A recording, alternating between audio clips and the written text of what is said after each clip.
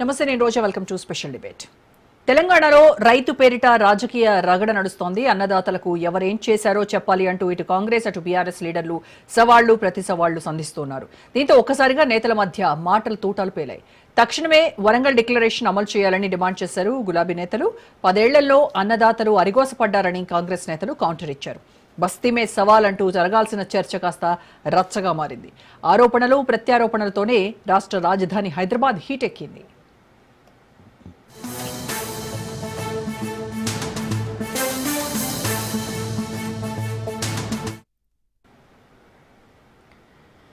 మార్పు రావాలన్నారు, ప్రభుత్వం మారాలన్నారు. 6 గ్యారెంటీల పేరుతో ఆశలు కల్పించారు. అనుకున్నట్టుగానే అధికారంలోకి వచ్చారు. కానీ 18 నెలలుగా అన్నదాత కొరిగిందేమీ లేదు. రుణమాఫీ చేశామని రేవంత్ సర్కార్ గొప్పలు చెబుతున్నా క్షేత్రస్థాయి రుణమాఫీ జరగని రైతు కుటుంబాలు లక్షల్లో ఉన్నాయి. బ్యాంకుల చుట్టూ, అధికారుల చుట్టూ, కాంగ్రెస్ లీడర్ల చుట్టూ కాళ్లరిగేలా ప్రదక్షిణలు చేస్తున్నారు అన్నదాతలు. ఇక రైతు భరోసా కూడా అంతంత మాత్రమే. స్థానిక సంస్థల ఎన్నికలు ఉండటంతోనే డబ్బులు వేస్తున్నారని ఆరోపణలు వెల్లువెత్తుతున్నాయి. ఇందిరమ్మ ఆత్మీయ భరోసాపై అతి గతి లేదు. రైతు బీమా రెన్యువల్ కావడం లేదు. ఇలా చెప్పుకుంటూ పోతే రైతు సమస్యలు రాస్తే రామాయణం అంతా. 6 కాలం కష్టపడ్డ అన్నదాతలు అరిగోసపడుతున్నారు. యూరియా బస్తాల కోసం, నాణ్యమైన విత్తనాల కోసం, 24 గంటల కరెంటు కోసం పడరాని పాటు పడుతున్నారు. సీఎం రేవంత్ మాత్రం రైతు సమస్యలపై చర్చకు సిద్ధం అంటూ సవాల్ విసిరారు. సరే, నేను సవాలు విసురుతున్నా. అది ఢిల్లీలో ఉండే మోడీ అయినా సరే, గల్లీలో ఉండే కేడీ అయినా సరే, చర్చ పెడతాం. పార్లమెంటులోనా, అసెంబ్లీలోనా? రైతు రాజ్యం ఎవరు తెచ్చిండ్రు? రైతులకు అండగా నిలబడ్డది ఎవరు? తేల్చుకుందాం. రాండి చర్చలకు. కేసీఆర్ వస్తాడు, కేటీఆర్ వస్తాడు, కిషన్ రెడ్డి వస్తాడు, నరేంద్ర మోడీ వస్తాడు. కాంగ్రెస్ పార్టీ కార్యకర్తలను తీసుకొని నేను వస్తా అని సూటిగా సవాలు విసురుతున్న మిత్రులారా. కాంగ్రెస్ అరాచక పాలనలో రైతులు ఇబ్బంది పడుతున్నారని మండిపడ్డారు బీఆర్ఎస్ వర్కింగ్ ప్రెసిడెంట్ కేటీఆర్. రాష్ట్ర వ్యాప్తంగా 600 మంది రైతులు ఆత్మహత్య చేసుకున్నారని ఆయన ఆవేదన వ్యక్తం చేశారు. 6 గ్యారంటీలు, 420 హామీలు అంటూ ప్రజలను మోసం చేశారని ఫైర్ అయ్యారు. బేసిక్ నాలెడ్జ్ లేని సీఎం చర్చకు రావాలన్నారు కేటీఆర్. బహిరంగ చర్చకు రేవంత్ రెడ్డి సవాల్ విసిరితే మేము వచ్చాం, సవాలు విసిరిన సీఎం ఇక్కడకు ఎందుకు రాలేదు అంటూ ఆయన నిలదీశారు. ముఖ్యమంత్రి రాకపోతే మంత్రులైనా వస్తారని భావించాం. బహిరంగ చర్చకు రావాలని సీఎంకు మరోసారి చెప్తున్నాం. కొత్త తేదీ, ప్రదేశం రేవంత్ రెడ్డి చెబితే మేము తప్పకుండా వస్తామంటూ స్పష్టం చేశారు కేటీఆర్. అసెంబ్లీలో చర్చించేందుకు కూడా మేము సిద్ధంగా ఉన్నాం. అయితే మైకులు కట్ చేయకుండా పూర్తిగా మాట్లాడే అవకాశం ఇవ్వాలన్నారు.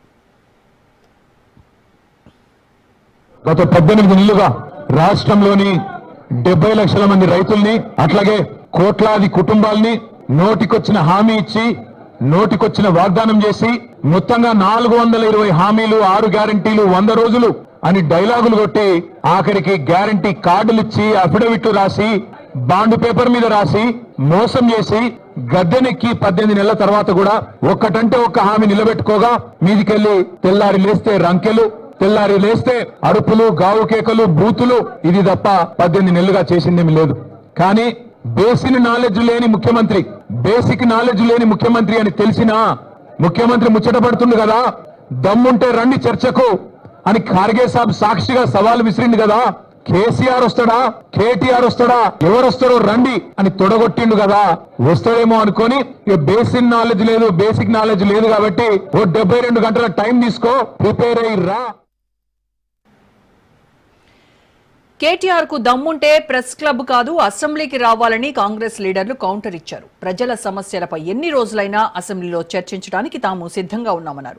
10 ఏళ్లు అసెంబ్లీలో ఏ పార్టీకి ఎన్ని గంటల అవకాశం ఇచ్చారో కేటీఆర్ కు తెలియదా అని ప్రశ్నించారు. ప్రజల కోసం ఏదన్నా పాటుపడండి రా నాయన అంటే అధికారంలో ఉన్నప్పుడు ఏం చేయలేకపోయారు, ప్రతిపక్షంలో ఉన్నప్పుడు ఏం చేయలేకపోయారు. ఇలాంటి అనవసరమైన రాద్ధాంతాలతో టీఆర్పీ పెంచుకునే పల్లె కేటీఆర్ ఉన్నాడు తప్పితే వాళ్ళ మధ్యన ఉన్న పోటీ ఇప్పుడు మనకు వచ్చింది సమస్య. ఎవరు వాళ్ళ కుటుంబంలో బావ బామ్మార్లు, ఒకవైపు వాళ్ళ చెల్లెతో వచ్చిన సమస్యని ఇట్లా మనోడు బజార్లో పడి కొట్టుకుంటున్న పరిస్థితి ఉన్నది. కాబట్టి సవాళ్ళు, ప్రతి సవాళ్లకు కేంద్రము పీపుల్స్ డెమోక్రసీ సెంటర్, ప్రజలు ఎన్నుకున్న అపెక్స్ డెమోక్రసీ సెంటర్. ఇక్కడ చర్చించే బస్తీ మీద సవాల్ అనుకుంటా ఇలా జబర్దస్త్ చేస్తే ఎవరు పట్టించుకోరు. రైట్. ఈ మధ్య కాలంలో సవాళ్లు ప్రతి సవాళ్లు అధికార ప్రతిపక్షాల మధ్య నాయకుల మధ్య మనం వింటూనే ఉన్నాము. అయితే కొద్ది రోజుల క్రితం సీఎం రేవంత్ రెడ్డి 10 ఏళ్ల బీఆర్ఎస్ పాలనలో అలా కాంగ్రెస్ పాలనలో 18 నెలల కాంగ్రెస్ పాలనని మనం ఒకసారి కూర్చొని మాట్లాడదాం, చర్చిద్దాము. మీరు యువతకి అలాగే రైతులకి బీఆర్ఎస్ హయాంలో మీరేం చేశారు, ఈ 18 నెలల కాలంలో మా ప్రభుత్వం ఏం చేసిందనేది బహిరంగంగా మాట్లాడుకుందామని చెప్పేసి చర్చకు రమ్మని చెప్పి సవాల్ విసిరారు రేవంత్ రెడ్డి. అయితే ఈరోజు సోమాజిగూడ ప్రెస్ క్లబ్లో బీఆర్ఎస్ వర్కింగ్ ప్రెసిడెంట్ కేటీఆర్ సవాల్ స్వీకరించి ఆయన వెళ్ళారు. కానీ అక్కడికి సీఎం రాలేదు. మరి సీఎం రాకపోతే రాకపోయారు, కనీసం వ్యవసాయ శాఖ మంత్రో లేకపోతే డిప్యూటీ సీఎం అయినా రావచ్చు కదా అని చెప్పేసి కేటీఆర్ కూడా విమర్శించారు. సో మొత్తానికి ఈ రోజు అయితే ఈ చర్చకు సంబంధించినటువంటి అంశం ఇది. మరి దీనిపైన మళ్ళీ కొత్తగా సవాళ్లు విసురుకుంటూ ఉన్నారు. సో ఈ సవాళ్లు ప్రతి సవాళ్లు చర్చ ఏదైతే రచ్చకు దారితీసిందో దానిపైన వాటి డిబేట్లో మనం మాట్లాడదాం. డిబేట్లో పార్టిసిపేట్ చేస్తున్నారు ప్రముఖ రాజకీయ సామాజిక విశ్లేషకులు బండారు రామ్మోహన్ గారు, అలాగే బొల్లం మల్లయ్య యాదవ్ గారు, బీఆర్ఎస్ మాజీ ఎమ్మెల్యే. నమస్కారం అండి ఇద్దరికి. సో మల్లయ్య యాదవ్ గారు, ఇవాళ సోమాజిగూడ ప్రెస్ క్లబ్లో సీఎం కోసం ఒక చైర్ కూడా ఖాళీగా ఉంచారు. సీఎం వస్తారు, ఆ చైర్లో ఆసీనులు అవుతారు, బహిరంగంగా చర్చకు సిద్ధం అని చెప్పేసి ఎక్స్పెక్టేషన్స్తో కేటీఆర్ వచ్చారు. అక్కడ మొత్తం బీఆర్ఎస్ నాయకులు కార్యకర్తలు చాలామంది వచ్చారు. కానీ సీఎం రాలేదు. వాళ్ళు ఏం చెప్తున్నారంటే, మేము అనేది బహిరంగ సవాల్ కాదు, అసెంబ్లీలో చర్చిద్దాం రండి మీకు దమ్ముంటే అని చెప్పేసి అంటున్నారు. మరి ఈ సవాల్ని మీరు ఎందుకు స్వీకరించట్లేదు? ఎందుకు బహిరంగ సవాల్కే బీఆర్ఎస్ కేటీఆర్ పట్టుబడుతుంది? ఇప్పుడు బహిరంగ సవాలు విసిరింది మొదటిగా ముఖ్యమంత్రి గారు రేవంత్ రెడ్డి గారు. రమ్మనమని ఆహ్వానించింది వారు. ఏ సబ్జెక్టు మీద మాట్లాడాలన్నా మాట్లాడడానికి సిద్ధం అని చెప్పేసి ఈ రోజు కేటీఆర్ గారు వస్తామని చెప్పేసి మొన్ననే చెప్పి, మీరు డేట్ నిర్ణయం చేయండి, కొడంగల్ అంటే కొడంగల్ వస్తాం, సిరిసిల్ల అంటే సిరిసిల్ల రావచ్చు, చింతమల్లి వస్తా అంటే చింతమల్లి ఆహ్వానిస్తాం, మీరు ఎక్కడ చెప్తే అక్కడ మీరు సిద్ధం అని చెప్పి చెప్పిండ్రు. అదే క్రమంలో మామూలుగా ప్రెస్ క్లబ్ ఇంతకుముందు మీరు కూడా వాడుకున్నది ప్రతిపక్షంలో ఉన్నప్పుడు, ఈ రోజు మేము కూడా ప్రతిపక్షంలో ఉన్నాం, ఆ విషయాలన్నీ మాట్లాడటానికి చర్చ పెట్టడానికి రమ్మని చెప్పాను తప్ప అలా కుస్తీ పట్టడానికి కాదు. సవాల్ విసిరింది మొదటిగా రేవంత్ రెడ్డి గారు. వేదిక చెప్పింది ఎల్బీ స్టేడియం అని, వస్తా అన్నది కార్యకర్తలతో వస్తా అని చెప్పి చెప్పిండు. జనరల్ గా ఎవరైనా ముఖ్యమంత్రి గారు ఏదైనా చర్చ పెడితే దానికి సంబంధించిన వివరాలు గణాంకాలు తెలియజేయాల్సింది ఎవరి ద్వారా? అధికారుల దగ్గర. అధికారులతో కాకుండా నేను కార్యకర్తలతో వస్తా అని చెప్పి చెప్పిండు. వెన్ను ఆయనే చెప్పిండు ఎల్బీ స్టేడియం అని.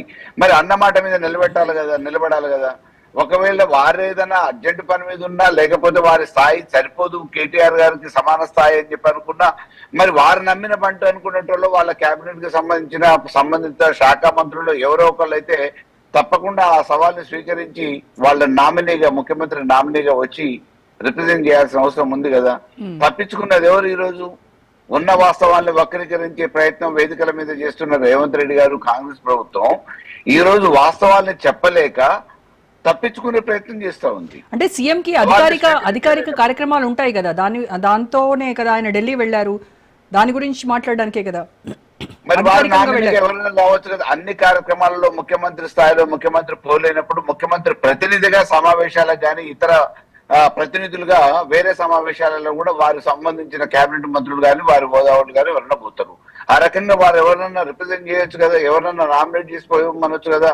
As a representative of CM సంబంధిత మంత్రులు పోవచ్చు, లేకపోతే ఇంకా వేరే వాళ్ళని వాళ్ళు అనుకున్న ఇష్టం వచ్చిన నమ్మకస్తుల్ని ఎవరన్నా పంపించేసి చర్చ పెడదాం అన్నప్పుడు తప్పకుండా మాకు స్పందించాలి. ఓకే, 8వ తారీఖు వీలవ్వదు. ముఖ్యమంత్రి గారి సమావేశాలు ఏవి కూడా అప్పటికప్పుడు క్షణాలలో డిసైడ్ అవ్వవు కదా, ఒక రోజు 2 రోజుల ముందు తెలుస్తుంది. మేము మీ సవాల్ని స్వీకరించి 78 గంటలు టైం ఇచ్చినాం, 8వ తారీఖు అని చెప్పేసి నిర్ణయం చేసినాము.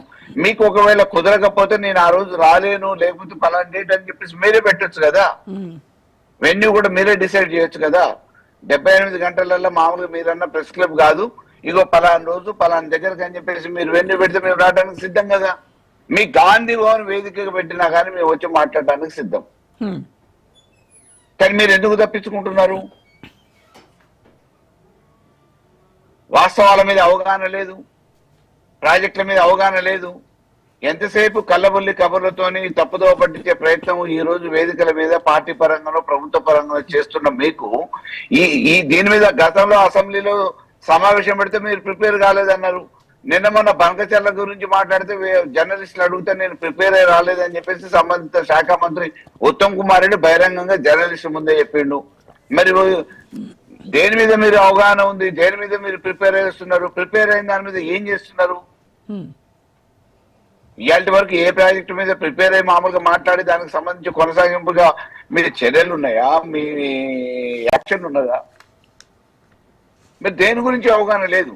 కేవలం అధికారం వచ్చింది అనుకోకుండా అనూహ్యంగా అధికారం వచ్చింది. అధికారాన్ని అనుభవించడానికి ఈరోజు ఎక్కడెక్కడ అవకాశాలు అవినీతికి ఉన్నాయో ఆ అవకాశాలను దోలాడి జేబులు నింపుకునే పనులు ఉన్నారు తప్ప ఈ రాష్ట్ర తెలంగాణ ప్రజానికాన్ని రైతాంగాన్ని బాగు చేయడానికి వాళ్ళు లేరు అనటానికి ఈరోజు ప్రజల పట్ల మామూలుగా రైతాంగం పట్ల ఒకవైపు యూరియా కొరత ఏర్పడ్డది, దాని గురించి ప్రయత్నాలు లేవు. కేంద్రం పంపిస్తే మేము పంపిస్తామని చెప్పేసి చేతులు దులుపుకున్న ప్రయత్నం చేస్తున్నారు. యూరియా గురించి మాట్లాడడానికే కదా సీఎం ఢిల్లీ వెళ్ళింది.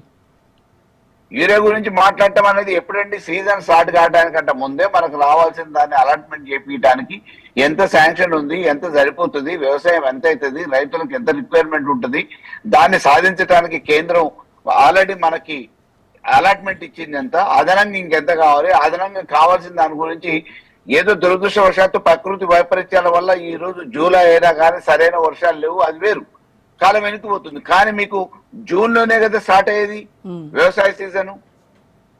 మరి జూన్ నుంచి ఈ రోజు వరకు మౌనం ఎందుకు వహిస్తున్నారు? ఢిల్లీకి పోవటానికి ఫ్లైట్ టికెట్లు లేవా? అయితే మల్లయ్య గారు 18 నెలల కాంగ్రెస్ పాలనని మీరు ఇంతగా విమర్శిస్తున్నారు, ఇన్ని ఆరోపణలు చేస్తున్నారు. రైతులకు చేసింది శూన్యము, రైతు ప్రభుత్వం అని చెప్పుకొని మోసం చేశారు, 6 గ్యారెంటీలు అన్నారు, 420 హామీలు అన్నారు, 100 రోజులు అన్నారు. ఇవన్నీ కూడా మోసం చేసినటువంటి, మోసం పూరితంగా కుట్రపూరితంగా గద్దెనెక్కినటువంటి కాంగ్రెస్ ప్రభుత్వంగా చెప్తున్నారు. మరి 10 ఏళ్లు పరిపాలించినటువంటి బీఆర్ఎస్ ఇదే రైతులకి ఏం చేసింది అంటే ఏం చెప్తారు? ఇప్పుడు ఈ రోజు రైతాంగం దగ్గర చర్చ పెడదామండి. అసెంబ్లీ కాదు, ఎల్బీ స్టేడియం కాదు, ప్రెస్ క్లబ్ కాదు. ఈ 10 సంవత్సరాల కాలంలో 2014 తెలంగాణ ప్రభుత్వం రావటానికంటే ముందు ఏ రకంగా ఈ తెలంగాణ ఎడారిగా ఉంది, నీళ్లు లేక అవస్థపడ్డది, రైతులకు ఏ రకంగా ఆ ప్రభుత్వం చేసింది, 2014 వచ్చిన తర్వాత రైతులకు ప్రయోజనంగా ఉండటానికి బీఆర్ఎస్ హయాంలో రైతు బంధు కానీ, యూరియా కొరత లేకుండా చేయడం కానీ, నీళ్లు ఒకప్పుడు ఎడారిగా ఉండి బీళ్లు రాళ్లు రప్పలు ఉన్న ఎడారిగా ఉన్న ప్రాంతాన్ని ఏ రకంగా సస్యశ్యామలం చేయగలిగినావు, 2 పంటలు ఏ రకంగా చేసుకోగలిగినావు, ఈ రోజు గ్రౌండ్ వాటర్ ఎట్లా రీఛార్జ్ అయింది, రైతు బంధు వల్ల ఎంత ప్రయోజనమైంది, పెట్టుబడి సాయం కోసం మెల్లో ఉన్న పుస్తలు తాకట్టు పెట్టుకొని పెట్టుబడి చేసి మామూలుగా వ్యవసాయం చేసే పరిస్థితి నుంచి ఈ రోజు ఎంతో అంతో ఉపశమనంగా రైతు బంధు యూరియా కట్టలకో, కూలోళ్లకో, నాట్లకో, నారుకో, దేనికో దానికి ఏ రకంగా ఉపయోగపడ్డాయి. అదే రకంగా మార్కెటింగ్, పండించిన ధాన్యాన్ని ఇంటి దగ్గరకు వచ్చి ఐకేపీ సెంటర్లలో ఏ రకంగా కొనగలిగినాం, కొన్న పైసలు మామూలుగా వెంటనే ఏ రకంగా ఇచ్చినాం. ఈ రోజు ఊకదప్పుడు ఉపన్యాసాలతోనే మేము బోనస్ ఇస్తాం అన్నారు. ఎంతమందికి బోనస్ పడ్డది రైతులను అడిగితే చెప్తారు. రైతుల దగ్గరనే చర్చ పెడితే ఈ విషయాలన్నీ బహిర్గతం అవుతాయి. ఏ ప్రభుత్వంలో రైతులు సంతోషంగా ఉన్నారు, వ్యవసాయం పండగ మాదిరిగా జరిగింది, ఈ రోజు మళ్ళీ ఎందుకు వెనక్కిపోయింది? మొన్న వేసవికాల పంట ఎండిపోయింది కదా, నీళ్లు లేక. కాలువలలో డ్యాములలో నీళ్లున్నాయి, కాలువలలో నీళ్లు రాలే. అది ఎవరి వైఫల్యం? పంటలు ఎండిపోయే కాడ పంటలు ఎండిపోయినాయి, పంటలు పండి చేతికి వచ్చిన తర్వాత కళ్ళాలలో తడిసి ముద్ద అవుతుంటే కనీసం పట్టించుకున్న నాదుడు లేడు. తూకం కాడ తాడు పేరు మీద మిల్లర్ల దగ్గర ఎంత అవమానాలు పడ్డారు, ఎంత నష్టపోయారు రైతాంగం, ఇవాళ వైపు వాళ్ళని అడిగితే చెప్తారు. రైట్ సార్, రామ్మోహన్ గారితో మాట్లాడదాం. రామ్మోహన్ గారు, తెలంగాణలో రైతుల సమస్యల చుట్టూ రాజకీయం హీటెక్కుతుంది. ఈ బీఆర్ఎస్ కాంగ్రెస్ నేతల సవాళ్లు ప్రతి సవాళ్లతో రైతులకు ఏమైనా ఒరిగేది ఉంటుందా? రాజా గారు, మీకు అట్లాగే బొల్ల మల్లయ్య యాదవ్ గారికి, మిగతా మిత్రులు రానంటున్నారు, రాజ్ న్యూస్ ప్రేక్షకులకు నమస్కారం. 2 నిమిషాలు మాట్లాడుకోవాలి. ఇప్పుడు ఎప్పుడు కూడా ప్రభుత్వం డిఫెన్స్ లో ఉండాలి, ప్రతిపక్షాలు ఆఫెన్స్ లో ఉంటాయి. జనరల్ గా సహజంగా జరిగేది అదే. కానీ ఇక్కడ ఏంటంటే ఉల్టా అయింది. ఇక్కడ మన తెలంగాణ రాష్ట్రంలో గత 18 నెలలుగా చూస్తే ప్రభుత్వం ప్రతిసారి అఫెన్స్ కు పోతుంది, ప్రతిపక్షాలు ఎట్లాగో వాళ్ళు కూడా అఫెన్స్ కు పోతారు కదా వద్దన్న. అంటే ఇప్పుడు ఏమైందంటే త్వంశుంటా అనే పరిస్థితి తయారైంది. వాళ్ళు తలుపు చెక్క వాళ్ళ తమలపాకటి వీళ్ళు తలుపు చెక్క అంటున్నారు ఉంటది కదా. కొంచెం సిలిసిలా మాట్లాడదాం. ఏంటంటే మొన్నటి సభ ఏంటిది? జై బాపు, జై భీమ్, జై సంవిధానం కదా. దానిలో మనకు ఖర్గే గారు బ్రహ్మాండంగా మాట్లాడారు, సమస్య లేదు. ఖర్గే గారు కేవలం సోషలిజం, వాళ్ళకి సెక్యులరిజం అనే పదాలు తీసేస్తా ఉంటుంది బీజేపీ గవర్నమెంట్ కేంద్రంలో, దాన్ని మనం వ్యతిరేకిద్దామని మాట్లాడితే అంతవరకు పర్వాలేదు. కానీ ఏ సభ అయినా సరే, అది పార్టీ సభ కనుక నేను రాజకీయాలు మాట్లాడతాను. ఎందుకంటే అధికారిక సభల్లో రేవంత్ రెడ్డి గారు రాజకీయాలు మాట్లాడి పిల్లల సభ కానీ పెద్దల సభ కానీ మాట్లాడితే నేను పూర్తిగా వ్యతిరేకించిన. కానీ ఇక్కడ పార్టీ సమావేశం కావచ్చు. ఈ చర్చకు రెచ్చగొట్టింది ఎవరు? మొట్టమొదలు ఇంతకుముందు మల్లయ్య యాదవ్ గారు అన్నట్టు ఎల్బీ స్టేడియంలో 60,000 మందికి ఇదివరకు ఉద్యోగాలు ఇచ్చినాం మేము. ఆ ఉద్యోగస్తులను లెక్క పెట్టుకొని ఒక్కడు తక్కువైనా కాళ్ళు పట్టుకొని క్షమాపణ చెప్పి నేను ముక్కులు ఎలాగ రాస్తా అన్నాడు కదా ఆయన. దాంతో పాటు అక్కడికి ఎవరితో వస్తా అన్నాడు? కార్యకర్తలతో. ఇక్కడనే వచ్చే సమస్య అంతా. ఎప్పుడు ముఖ్యమంత్రి స్థాయి తగ్గించుకోవద్దు అంటున్నాడు. మనందరికి ముఖ్యమంత్రి, చాలా మంది మీ ముఖ్యమంత్రి, మీ ప్రధానమంత్రి అని అంటున్నారు. అందరికీ ముఖ్యమంత్రి కదా. అంటే మన ప్రధానమంత్రి మనం ఓటు వేసినా వేయకపోయినా మోడీ గారు కదా. అందుకని ఇక్కడ ఏమవుతుందంటే మా ముఖ్యమంత్రి వస్తారు అంటారు, కార్యకర్తలతో తీసుకొని వస్తారంటే బాహాబాహ్యం కదా. అది ఎల్బీ స్టేడియంలో. నేనేమంటున్నా, 60,000 ఉద్యోగాల గురించి కూడా నిన్న కాక మొన్న మన బట్టి విక్రమ గారు మేము 54,000 ఉద్యోగాలు ఇచ్చినాము. మరి ఇది కరెక్ట్? ఈ రెండు మేము చూస్తున్నాం కదా, మనం రెండు చూస్తున్నాం, రెండు స్టేట్మెంట్లు. ఈ 54 అయినా 60 అయినా బీఆర్ఎస్ వాళ్ళు ఏమంటున్నారు? అయ్యా మేము మొదలు తయారు చేసి సిద్ధాంతం తయారు చేస్తే మీరు వడ్డించిన అంటున్నారు. వడ్డింది వాళ్ళే కాబట్టి, కానీ వడ్డించకపోవడం వాళ్ళ తప్పు కదా. ఎలసం కూడా అంటున్నాడు. ఎందుకంటే వచ్చే 10 ఏళ్ళు మాదే అధికారం అని చెప్పి మేము సాగుతామని చెప్పి సాగినంత కాలం సాగించుకున్నారు. తీరా వాళ్ళు విడిచిపెడితే ఆ అపాయింట్మెంట్ ఆర్డర్స్ వీళ్ళు ఇచ్చారు. కరెక్ట్ చేసింది ఏంటంటే 40,000 ఉద్యోగాల దాకా అపాయింట్మెంట్ ఆర్డర్స్ మొత్తం గతంలో తయారైనవే కేవలం వాళ్ళకి ఇవ్వడం జరిగింది. కాదట్లేదు. కనుక ప్రభుత్వాలు శాశ్వతం, దాన్ని కూడా తప్పబడతలేను. పార్టీలు శాశ్వతం కాదు, ప్రభుత్వాలు శాశ్వతం. కంటిన్యూషన్ ఉంటుంది. ఇప్పుడు తను చనిపోతే కొడుకు మీద అప్పు పడుతుంది, అంశం పడుతుంది, అన్ని పడతాయి. ఇది అంతే. ప్రభుత్వంలో పార్టీ పోయింది, ఇంకో పార్టీ వచ్చింది, కానీ శాశ్వతంగా ప్రభుత్వాలు నడుస్తాయి కదా రోజా గారు. అదే అంటున్నాను. ఇక్కడ లేవనెత్తింది ఏంటంటే మొత్తం మీద ఇక్కడ కందిరిగా తుట్టని లేవగొట్టి ఈ ఇష్యూ పార్టీ మాట్లాడాలి. ఎందుకంటే గతంలో వీళ్ళు మాట్లాడలేదు, వాళ్ళు మాట్లాడలేదంటే మనకి మననే బదనాలు చేస్తారు. నేనేమంటున్నానంటే ఇక్కడ ఒక్కటి చర్చకు తెరలేపింది మన ముఖ్యమంత్రిగా. అది అక్కడ రమ్మని అసెంబ్లీ అల్లే కదా వాళ్ళప్పుడు ఎల్బీ స్టేడియం రమ్మన్నారు. దానికి ప్రతిగా వీళ్ళు ఏమంటున్నారు? ప్రెస్ క్లబ్ రమ్మని వీళ్ళు అన్నారు. అంతేకాదు. అంటే ఈ రెండు ఏమైందంటే రెండు తప్పేస్తున్నారు. ఒక ప్రజాస్వామ్యవాదిగా మనకు అసెంబ్లీ అనేది చర్చా వేదిక, రచ్చ చేసుకోకుండా చర్చ చేయొచ్చు. వీళ్ళు అభ్యంతరం ఏంటి? బీఆర్ఎస్ ఉంటుంది అంటే అక్కడ మైక్ కట్ చేస్తారని. నేనేమంటున్నాను, బజార్లో పడితే ఇద్దరు కొట్టుకుంటే ఎంత దుర్మార్గంగా చూస్తున్నాను, ప్రజలు చూస్తున్నారు, ఇద్దరు చూస్తున్నారు. కానీ నేనేమనుకున్న కేటీఆర్ గారి నుంచి వాళ్ళు ఆశించింది ఏంటంటే ఆయన ఈ లెక్కలతో సహా వస్తారేమో. ఉదాహరణకు వ్యవసాయం మీద చర్చ పెడదామన్నారు కదా ఎవరు, మన ముఖ్యమంత్రి గారు. వ్యవసాయం మీద చర్చ పెడితే గత 10 ఏళ్లుగా మేము వ్యవసాయం మీద ఏ రకంగా పెట్టుబడులు పెట్టినాం, ఏ రకంగా ఇచ్చినాం, కంపారిటివ్లీ దీన్ని మీరు ఏం చేస్తున్నారు స్టేట్మెంట్ ఇస్తే అయిపోద్ది కదా. అది ఇస్తారని నేను అనుకున్నాను. ఇక్కడ కూడా రాజకీయ మాట్లాడి కేటీఆర్ గారు వెళ్ళిపోయినా నేను అంటున్నాను. ఒక మాట ఇప్పుడు ఏంటంటే ఇందులో ఎట్లా ఇవి చెప్తాను. ఒక ఎట్లా అంటే ఉదాహరణకు వాళ్ళు ఏమన్నారు, గతంలో వరంగల్ డిక్లరేషన్ ఇచ్చారు. వరంగల్ డిక్లరేషన్ లో 4 హామీలు ఉన్నాయి. ఒకటేమో మనకు రుణమాఫీ, రెండోది రైతు బంధును రైతు భరోసాగా చేస్తాం 15, విచ్చ వయసురా 10,000 15 చేస్తామన్నారు. రైతు కూలీలకు 12,000 ఇస్తాన్నారు. అట్లానే మనకు కౌలు రైతులకు కూడా ఇస్తామన్నారు. గతంలో కేసీఆర్ గారు అసెంబ్లీ సాక్షిగా చెప్పిండంటే కౌలు రైతులు అంటే ఎట్లా నిర్ణయిస్తారండి, వాళ్ళని ఎట్లా లెక్క పెడతారండి, ఎవరైనా కౌలుకి ఇచ్చినట్టు రాసి ఇస్తారా అన్నాడు ఆయన కదా. టెనెంట్ మీరు 4 ఇండ్లు ఉంటే హైదరాబాద్ లో 4 ఇండ్లకు టెనెంట్ ఎవరు ఉంటారో వాళ్ళ పేర్లు రాస్తారా, మాట్లాడే వాళ్ళందరూ ఆయన అడిగిండు, ఆయన అక్కడికి పోయింది. కానీ వీళ్ళు కౌలు రైతులకు ఇస్తాన్నారు కదా. ఈ 4 హామీల్లో ఎన్ని నెరవేరినాయి అని ఒకసారి చూసుకుంటే శ్వేతపత్రం రిలీజ్ చేయమంటున్నారు గవర్నమెంట్ ను. ఇప్పుడు గవర్నమెంట్ దగ్గర 2 అవకాశాలు ఉన్నాయి రోజా. ఒకటేమో వాళ్ళు శ్వేతపత్రం విడుదల చేయొచ్చు, మేము ఇస్తా అన్న హామీలు ఏమిటి, అది ఇది ఒక్కటే కాదు, రైతుదే కాదు, ఇప్పుడు ఉద్యోగాల విషయంలో కూడా 2 లక్షల ఉద్యోగాలు ప్రతి సంవత్సరం ఇస్తా అన్నారు. 60,000 ఉద్యోగానికి 1.5 year అయింది. మరి 1.5 year అంటే ఎంత కావాలి? 2 లక్షలు, ఇవి 1 లక్ష, 3 లక్షలు కావాలి కదా. మరి 60,000 ఇస్తే 60,000 సిద్ధార్థాన్ని మంచిరు అని బీఆర్ఎస్ వాళ్ళు అంటున్నారు. మనకి ఏ మాట చెప్పుకోవాలి. మిగతా ఉద్యోగాల సంగతి ఏందని వస్తుంది కదా. ఎప్పుడు కూడా 60,000 హామీలు ఇచ్చినప్పుడు ఇట్లాంటి సమస్యలు వస్తాయి. మూడోది చెప్తున్నాను, కామారెడ్డి డిక్లరేషన్ లో కూడా అదే అధికంగా మాట్లాడుతున్నారు. ఇవాళ నితీష్ కుమార్ బీహార్ ముఖ్యమంత్రి కూడా మహిళలకు 35% ఉద్యోగాలు ఇచ్చేస్తా అంటున్నాడు మహిళలకు. అది ఎంత అలవిగాని హామం అని చెప్పవచ్చు. అక్కడికి పోలే, ఇక్కడికి వస్తాడు. ఇక్కడ మనకు 3 అంశాలు ఉన్నాయి. ఒకటి బీసీ డిక్లరేషన్ కామారెడ్డి ఇచ్చిన దానిలో ఇప్పటికీ నెరవేరాలంటే చాలా హడ్డిల్స్ ఉన్నాయి కదా, చూస్తున్నాం కదా. మాట అనేశారు, నోరు జారారు, అది ముందుకు రావడం లేదు. అట్లాగే రైతుల మీద చర్చ అన్నారు. మూడోది కూడా ఉంది, నిరుద్యోగులకు మన సరూర్ నగర్ సభ సాక్షిగా ప్రియాంక గాంధీ గారు అప్పుడు ఏమన్నారు, 4,000 రూపాయలు నిరుద్యోగం ఇస్తారు. కేసీఆర్ గారు కొట్టిపడేసి 4,000 ఎట్లు ఇస్తారంటే నిరుద్యోగం అంటే నేను కూడా నిరుద్యోగిని అసెంబ్లీ సాక్షిగా కేసీఆర్ అన్నాడు. అది కరెక్టా కాదా తర్వాత సంగతి, ఆయన ఖండించాడు. కానీ తీరా ఎలక్షన్ మేనిఫెస్టోలోకి వచ్చేకల్లా మేము కూడా కౌలు రైతులకు ఇస్తా అని వీళ్ళు చెప్పారు, బీఆర్ఎస్ వాళ్ళు చెప్పారు. అందుకని నేను ఏమంటా అంటే నిష్పక్షపాతంగా చర్చ జరగాలంటే, పారదర్శకంగా చర్చ జరగాలంటే ఈ బజార్ చర్చలు వద్దంటున్నాను. బజార్లో పడి కొట్టుకోవడం, బజార్ చర్చలు వద్దు. ఈ అసెంబ్లీగా మన ఎల్బీ స్టేడియం కరెక్ట్ కాదు, ప్రెస్ క్లబ్ కరెక్ట్ కాదు. ఇప్పుడు బీఆర్ఎస్ గాని ప్రతిపక్షాలు డిమాండ్ చేయాల్సింది ఏంటంటే, అయ్యా మీరు అసెంబ్లీ పెడతారా, పెట్టడానికి అయితే ప్రతిపక్షానికి అధికారం లేదు కదా, ఎవరు పెట్టాలి? బాలు పోయి కోర్టులో పడ్డది. ఇప్పుడు అసెంబ్లీకి రమ్మంటున్నారు కదా, కాంగ్రెస్ నాయకులు కానీ లేకుండా మన అధికార పక్షం కానీ నేనేమంటా అధికార పక్షాన్ని నేను కూడా డిమాండ్ చేస్తున్నా, అయ్యా బాల్ మీ చేతిలో, మీకు మీ కోర్టులో ఉంది, మీరు ఇమ్మీడియట్ అసెంబ్లీ సమావేశాలు పెట్టండి. పెట్టే ముందు మీరు 4 రోజులు టైం ఇచ్చి మీరు అన్న అంశాల మీద ఒక శ్వేతపత్రం రిలీజ్ చేయండి. రైతుల మీద గత 10 ఏళ్ళు ఏది జరిగింది, ఇప్పుడు మేము 18 ఏళ్ళుగా ఏం చేసినాం, అది నిరుద్యోగుల మీద, అది ఇంకేదైనా సరే మీరు ఏవైతే అంశాలను చర్చకు తీసుకుందామంటారో అవన్నిటి మీద పెట్టండి. అట్లాగే కమిషన్ల మీద కూడా ఇప్పుడు 4 కమిషన్లు నడుస్తున్నాయి. ఒకటి కాళేశ్వరం కమిషన్, ఒకటి విద్యుత్ కమిషన్. ఆల్రెడీ 3 నెలలు అయింది మనకు నివేదిక వచ్చి, దాన్ని బయట పెట్టలేదు. అంతేందుకు కాళేశ్వరంలో కూడా విజిలెన్స్ కమిషన్ నివేదిక వచ్చింది. దాని మీద 38 మంది అధికారుల మీద అయితే శాఖాపరమైన చర్యలు లేకపోతే అవినీతి డబ్బు రికవరీ చేయమని కూడా వాళ్ళు సిఫార్సు చేశారు vigilance commission. Justice Lokur commission నివేదిక ఇయ్యాలి. ఎన్డీఎస్ఏ కూడా ఒక నివేదిక ఇచ్చింది. ఏమనంటే మొదటి నివేదికనేమో కూలిపోయింది, దాని మీద 3 రోజులు వచ్చింది. ఇప్పుడేమో సియాచి పరిశ్రమ కూలిపోతే 4 రోజుల తర్వాత ఇవాళ వచ్చింది. అక్కడ మొదటి నివేదిక పోనీయండి, ఎందుకంటే ఇనిషియల్ నివేదిక కనుక హెలికాప్టర్ మీదకి చూసిందా లేకుండా అక్కడికి వచ్చిందా రాలేదు తర్వాత సంగతి.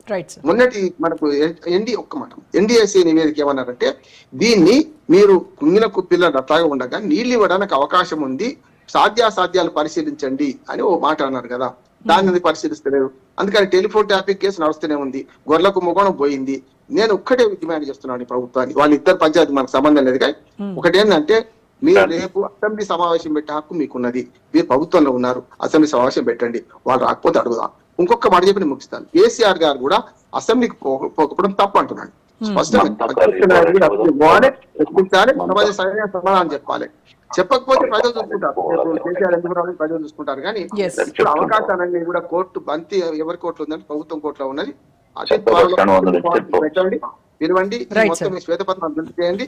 అన్ని నివేదికలు ప్రజల ముందు పెట్టిన తర్వాత ప్రజాప్రతినిధులుగా వాళ్ళు మాట్లాడితే సభ్య సమాజం చూస్తే అక్కడేమి రహస్యం కాదు రోజా గారు. అక్కడ స్పష్టంగా కెమెరాలు ఉన్నాయి, అన్ని చేస్తారు. మైకులు ఆపితే కూడా ప్రయత్నిస్తారు కదా. వీళ్ళు పోకపోవడం ఎంత తప్పో వాళ్ళు పిలవకపోవడం కూడా అంతే తప్ప. ఎస్ అండి. సో ఇప్పుడే మనతో జాయిన్ అయ్యారు మానవతారాయ్ గారు, కాంగ్రెస్ నాయకులు. నమస్కారం అండి మానవతారాయ్ గారు. నమస్కారం. సో ఇవాళ కాంగ్రెస్ నాయకులు మా చర్చకు కూడా వస్తారో రారో అనుకున్నాం, అట్ లాస్ట్ వచ్చారు. Thanks for joining with us. మీ చర్చకి ఎందుకు రావు, బ్రహ్మాండంగా వస్తాం. వాళ్ళ చర్చకు కూడా వెళ్తాం. కానీ ఏంటి ఈ రోజు చర్చకు ఎందుకు సీఎం సరే ఆయనకు అధికారికంగా ఏదో ప్రోగ్రామ్ పడింది, ఆయన వెళ్ళారు.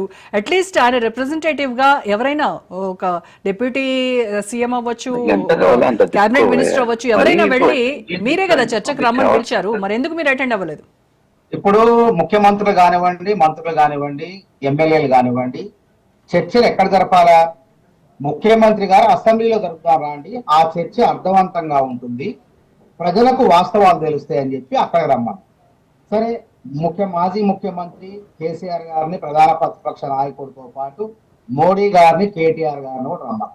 మరి అంత తెలిసినటువంటి కేటీఆర్ గారు మరి సోమాజీ కూడా ప్రెస్ క్లబ్ లో సమయం ఎందుకు పెట్టాలి? ఈరోజు నేను అసెంబ్లీకి వస్తా, ఇదే 8వ తారీఖు వస్తావా అని చెప్తే ఆయన నిజంగానే ఓహో దీని దగ్గర విషయం ఉంది అనుకునేవాడు.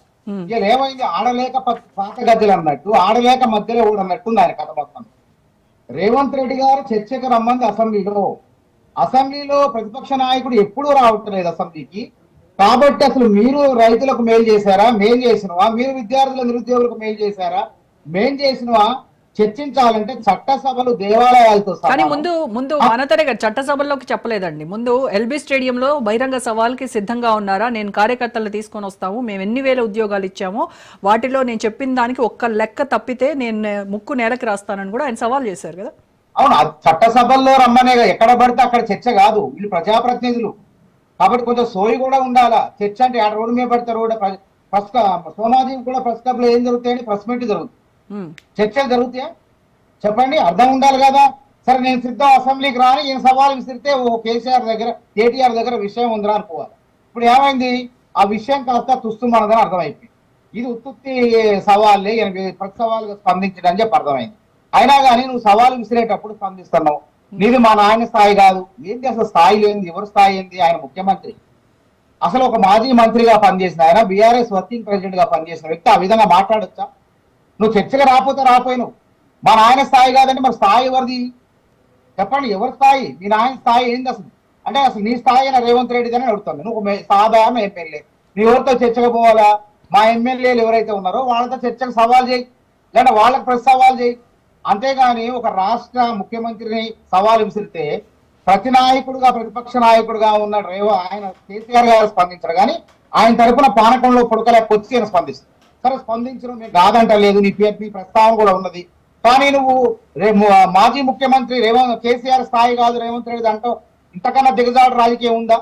చట్టసభలన్నా వ్యక్తులన్నా ముఖ్యమంత్రి అనేటువంటి వ్యక్తి అందరికీ జవాబుదారి కదండి, మీ ఒక్కళ్ళకి ముఖ్యమంత్రి కాదు కదా, ఆయన రాష్ట్రానికి ముఖ్యమంత్రి కదా. ముఖ్యమంత్రి అంటే నాకే కాదు అందరికీ ముఖ్యమంత్రి, 4 కోట్ల మంది తెలంగాణ బిడ్డలందరికీ కరెక్ట్, ఎగ్జాక్ట్లీ. ఆయన కాబట్టి ఆయన స్థాయి కాదు, మాజీ ముఖ్యమంత్రి స్థాయి అంటే ఆయన స్థాయిలో ఉన్నాడు. ఈ రోజు ముఖ్యమంత్రి పీఠం మీద ఉన్నాడు, మీరు కింద ఉన్నారు. కాబట్టి ఆయన పైన ఉన్నాడు, కింద ఉంటే ఆయన సవాలు విసిరితే దాని ప్రతి సవాలుగా ఆయన లేఖ రూపంలో రాయొచ్చు. మాజీ ముఖ్యమంత్రి గారు నాకు ఆరోగ్యం బాగోలేదు, నిజంగానే ఆయన కోలుకోవాలి, మేము ఆయన కోలుకోవద్దంటలేదు. మాజీ ముఖ్యమంత్రి గారు తప్పకుండా బ్రహ్మాండంగా కోలుకోవాలి, వారి సేవలు ఈ తెలంగాణ రాష్ట్రానికి కావాలి ముఖ్యమంత్రి గారు అంటాడు. అట్లాంటి ఆయన నుంచి ఎటువంటి స్పందన లేదు. మాటికి చీటికి మాటికి ఈయన మొత్తం ఏం స్పందిస్తాడు పానకంలో ఇప్పుడు లెక్క. స్పందించడం కాదు, ఒక అగౌరవంగా మాట్లాడుతాడు. మా నాయన గారికి తీరిక లేదు, ఆయన రాలేకపోతున్నారు, ఆరోగ్యం బాగలేదు, ఆయన ఎందుకు నేను వస్తా అంటే అర్థం ఉండేది. ముఖ్యమంత్రిని పట్టుకొని ఇది ఆయన స్థాయి కాదు, మాజీ ముఖ్యమంత్రి స్థాయి కాదు అంటే మేమంటాం. మరి నిజంగానే మరి కేసీఆర్ గారు లాగా మీలాగా ఫోన్ ట్యాపింగ్ లో పాల్పడి వ్యక్తుల యొక్క స్వేచ్ఛను హరించలేదు రేవంత్ రెడ్డి. నిజంగా మేము అంటున్నాం రేవంత్ రెడ్డి గారితో ఆయన స్థాయి కాదా. ఎందుకు కాళేశ్వరంలో 1,04,000 కోట్లు ఖర్చు పెట్టి కేవలం 1,000 కోట్లు మీ ఖాతాలో వేసుకున్నారు, మరి నిజంగా ఆయన స్థాయి కాదని మేము అంటాం. ఏదైనా చర్చ అనేది అర్థం ఉండాలా, పర్థం ఉండాలా. మాట్లాడితే ఇష్టం వచ్చినట్టు లొడలొడా వాగితే నోరు ఉంది కదా మాట్లాడితే ప్రయోజనం ఉండదు. ఎన్నిసార్లు రమ్మంటారు రేవంత్ రెడ్డి? ఒక్కసారి లేదు. మాజీ ముఖ్యమంత్రి గారు మీరు జీతభత్యాలు తీసుకోవడానికే మీరు అసెంబ్లీకి వస్తున్నారు తప్ప ప్రజా సమస్యలపైన చర్చించారు రావట్లేదని చెప్పి మన ముఖ్యమంత్రి గారు మాట్లాడుతూనే ఉన్నారు. కనీసం మరి బాధ్యత ఉండదు దానికి.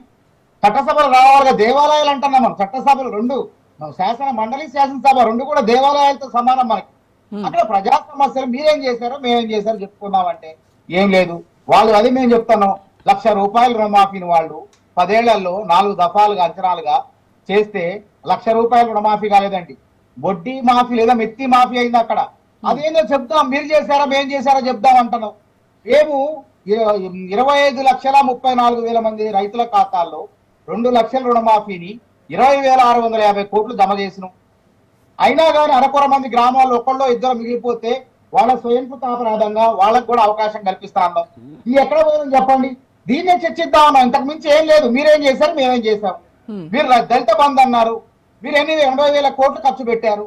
80,000 కోట్లు ఖర్చు పెట్టి మీ 10 ఏళ్ల పరిపాలన దళిత బంధు పేరు మీద, రైతు బంధు పేరు మీద ఏం చేశారు? పెట్రోల్ బంకులకు, పుట్టలకు, చెట్లకు, మన పనికిరాని భూములకు, రాళ్లకు, రప్పలకు ఇచ్చారు. ఎంత దుర్వినియోగం చేశారో మేము లెక్కలతో సహా చెబుతాం. 30,000 కోట్లు దుర్వినియోగం చేశారు మీరు. మరి మేమేం చేసినాం? 70 లక్షల మంది రైతుల ఖాతాల్లో 1,49,00,000 ఎకరాల్లో వాళ్ళకి రైతు భరోసాని 9 రోజుల్లో 9,000 కోట్లు వేయడం. అంతేకాని మొత్తం మేము రైతు భరోసాగా వాళ్ళకి అందించింది. ఇప్పుడు స్థానిక సంస్థల ఎన్నికలను దృష్టిలో పెట్టుకుని రిలీజ్ చేశారు అని అంటున్నారు కదా వాళ్ళు. ఎన్నికలు మీరే అంటారు కదా, మీరు అమలు చేయట్లేదు, ఎప్పుడు ఇస్తారు, ఎప్పుడు రైతు భరోసా చేస్తారని చెప్పి ప్రధాన ప్రతిపక్షంగా మీరే నిలదీస్తారు. మళ్ళీ మేము వాటిని అమలు చేసే పరిస్థితికి వచ్చేసరికి ఎన్నికల స్ట్రాటజీ అని చెప్పి ఇస్తాడని చెప్పి అంటే ఈ మధ్యలో ఇంత గ్యాప్ ఉంది కదా, అప్పుడు రిలీజ్ చేయకుండా ఎందుకు కరెక్ట్ గా ప్రజలకు చెప్పినాం. మేము ప్రజలకు చెప్పినాం, జవాబుదారితనంగా ఉన్నాం, ప్రభుత్వ ఉద్యోగులు చెప్పినాం. రాష్ట్రాన్ని దోపిడీ చేశారు, ఆర్థిక విధ్వంసానికి పాల్పడారు. ఆర్థిక విధ్వంసానికి పాల్పడితే గాడి తప్పిన ఆర్థిక వ్యవస్థను గాడిలో పెట్టేందుకు రేవంత్ రెడ్డి గారు గజీతగాళ్లాగా శ్రమిస్తాడు, ఆయన కష్టపడతాడు. కాబట్టి రైతులు, తెలంగాణ ప్రజలు అర్థం చేసుకున్నారు. వాళ్ళ లెక్క హుజురాబాద్ లో ఉప ఎన్నిక వస్తే దళిత బంధు పథకాన్ని అప్పటికప్పుడు సృష్టించి దళితుల ఓట్లు దండుకునే విధంగా మేము చేయలే. అది ఓట్ల మందుగా చేశారు వాళ్ళు, మేము అట్లా చేయలే. ఏ ఎన్నిక వచ్చినా రైతుల ఖాతాల్లో డబ్బులు వేయటం, ఓట్లు దండుకునే ప్రయత్నం మేము చేయలేదు. రైతు భరోసా, రైతు రుణమాఫీ మాకు కొత్త కాదు. ఉమ్మడి రాష్ట్రంలోనే 2006 సోనియా గాంధీ గారు యూపీఏ చైర్పర్సన్ గా, దివంగత నాయకులు మాజీ ప్రధాని మన్మోహన్ సింగ్ గా ఉన్నప్పుడే 70,000 కోట్లు రుణమాఫీ చేస్తారంటే వీళ్ళంతా అవహేళన చేశారు. బీజేపీ వాళ్ళు, సిపిఐ వాళ్ళు, కేసీఆర్ గారు కూడా ఎట్లా సాధ్యం అన్నాడు. ఆ తర్వాత ఉమ్మడి రాష్ట్రంలో 14,000 కోట్లు చేసి రాజశేఖర రెడ్డి గారు ఉన్నప్పుడు, సార్ అఫ్ కోర్స్ వాళ్ళ తర్వాత ప్రభుత్వంలో ఉన్నారనుకోండి. కాబట్టి మేము చేసి చూపించి రైతులకు ఉచిత విద్యుత్ ఇచ్చినే మేము. కానీ అదే కాంగ్రెస్ ప్రభుత్వం వస్తే ఇందిరమ్మ రాజ్యం వస్తుంది అనుకున్నారు. కానీ ఇందిరమ్మ రాజ్యం అంటే ఆనాటి రోజులు అంటే మళ్ళీ ఖచ్చితంగా ఎమర్జెన్సీ రోజులనే గుర్తు చేస్తోంది కాంగ్రెస్ ప్రభుత్వ పాలన. ఇప్పుడు కేసీఆర్ పాలన అంటే అర్థమైంది, ప్రజాజనం లూటీ కాబడింది, కేసీఆర్ ఖజానా నిండింది, ప్రభుత్వ ఖజానా ఖాళీ చేశారు, వాళ్ళ ఖజానా నింపుకున్నారు. 1600 కోట్లు ఆదా ఎట్లా వచ్చింది చెప్పండి ఆ పార్టీకి? ఎలక్ట్రల్స్ బాండ్ రూపంలోనే శ్రీశైలంలో అప్పనంగా దోచుకున్నారు, బాండ్ రూపంలో పెట్టారు. ఫోన్ ట్యాపింగ్ లో కూడా జరిగింది అదే కదా. వ్యాపారస్తుల్ని అందరినీ బెదిరించి వాళ్ళ పార్టీ ఖాతాలో ఎలక్ట్రల్ బాండ్స్ రూపంలో డబ్బులు జమ చేయించుకున్నారనేది ఆధారాలతో సహా ఉన్నాయి కదా. కాబట్టి ఇక్కడ ఎవరు తప్పు చేశారు? ఇందిరమ్మ రాజ్యాన్ని ప్రజలు వ్యతిరేకించారు, మళ్ళీ ఆమెను ప్రధానమంత్రి చేశారు, ఆమె నాయకురాలను చేశారు, ఉక్కువంత ధీరవంత అయింది. ఇండియా పాకిస్తాన్ యుద్ధం అప్పుడు 1971లో పాకిస్తాన్ కి నిద్ర లేకుండా చేసింది, 80,000 మంది సైనికులు యుద్ధంలో ఓడించింది, బంగ్లాదేశ్ ని వేరు చేసింది. అంటే ఇప్పుడు ఇక్కడ అక్రమ కేసులు, వేరే నిర్బంధాలు, ఆమె అణచివేయడాలు, అక్రమ కేసులు పెడుతున్నారు. ఎస్పెషల్లీ దానిపైన ఫోకస్ చేస్తూ మాట్లాడారు. అక్రమ కేసులు, నిర్బంధాలు, అణచివేతలు ఇవే తప్ప కాంగ్రెస్ ప్రభుత్వంలో ఇంకేం లేవు. అది ఇందిరమ్మ రాజ్యం అంటే చెప్తున్నారు. అక్రమ కేసులు అంటే దొంగని పట్టుకునే ప్రయత్నంలో, అంటే తప్పు చేసిన శిక్షిస్తే అక్రమ కేసులు అయితే చెప్పండి. ఇది ఎంత దారుణం, ఎంత దుర్మార్గం. తిన్నదంతా తిని 10 ఏళ్ళు మొత్తం భోజనం చేసి ప్రజాధనాన్ని లూటీ చేసి వాళ్ళ ఖజానాన్ని నింపుకొని మేము సక్రమంగా ఉన్నాం, అక్రమ కేసులను ఎట్లా కలుస్తుంది? ప్రజాస్వామ్యంలో జవాబుదారితనం. మేము ఎన్నికల్లో ప్రజలకు హామీ ఇచ్చినాం. మేము 6 గ్యారంటీలతో పాటు బీఆర్ఎస్ ప్రభుత్వంలోని ఎవరైతే బందిపోట్లు ఉన్నారో, ప్రజాధనాన్ని లూటీ చేసినారో వాళ్ళ భర్తం అనాపైసా సహా వసూలు చేసి ప్రభుత్వ ఖజానాలు చేరుస్తామన్నాం. కాబట్టి ప్రజలు కూడా అడుగుతున్నారు మమ్మల్ని, మీరు ఎప్పుడు శిక్షిస్తారు, ఎప్పుడు విచారణ జరుపుతారన్నారు. విచారణ కూడా ఏకకాలంలో రేవంత్ రెడ్డి గారి పైన కక్ష సాధింపు దిగిన మేమేమన్నా పారదర్శకంగా విచారణ సంస్థలు విచారణ జరుపుతున్నాయి. కాళేశ్వరం మీద ఘోష్ గారు నిజాలే ప్రకటించారు. వచ్చే నెలాఖరు కల్లా నివేదిక ప్రకటిస్తామన్నారు. అప్పుడు అసలు సూత్రాలు దొరికిపోతారు, ఎవరైనా తెలిసిపోద్ది. ఎందుకు తొందరపడతారు? ఫోన్ ట్యాపింగ్ కూడా ప్రభాకర్ 14 నెలల తర్వాత ఇండియాకి రప్పించడం. ఆగస్టు 5వ తారీఖు దాకా ఆయన ఉపశమనం పొందారు సుప్రీంకోర్టు ద్వారా, అరెస్ట్ చేయొద్దని చెప్పి. ఆగస్టు 5 తర్వాత డిఎస్పీలు ఎట్లా రద్దు చేసినావు, ప్రణీత్ రావు, ప్రభాకర్ రావు, భుజంగరావు వీళ్ళు ఎట్లా రద్దు చేసినా అట్లా మల్లయ్య గారు స్పందించాలి దీనిపైన. వదిలిపెట్టేది లేదు. కాబట్టి సక్రమంగా మేము చట్ట ప్రకారం చర్యలు తీసుకుంటూ పోతున్నాం. ఎవరిని ఉపేక్షించేది లేదు. చట్టం అందరికీ సమానమైనటువంటి భావన కల్పించుకుంటూ పోతున్నాం. మల్లయ్య గారు మాట్లాడండి. వాళ్ళకి శిక్ష తప్పదు. హలో మల్లయ్య గారు, మ్యూట్ నుంచి తీయండి.